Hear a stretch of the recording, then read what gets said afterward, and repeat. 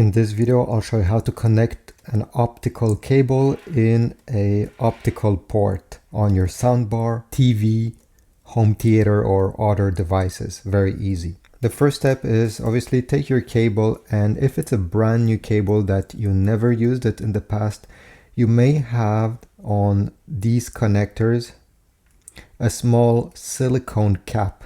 It's very small, but if you see anything plastic or silicone covering these tips over here, just remove it with your fingernails. So just pull it off, because these are just meant to protect the tips over here, and you won't need to use them in the future.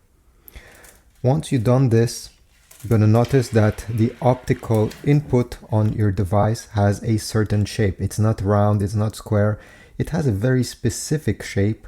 If we take a look at the cable over here, it's the same thing. You see, it's not a perfect square either.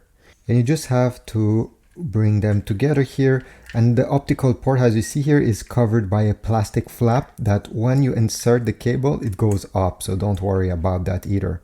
You just have to insert it, and at the end, to make sure, push it all the way in. Like that. You can pull a bit on the cable to see if it's securely in place. Usually it should stay there even if you pull slightly.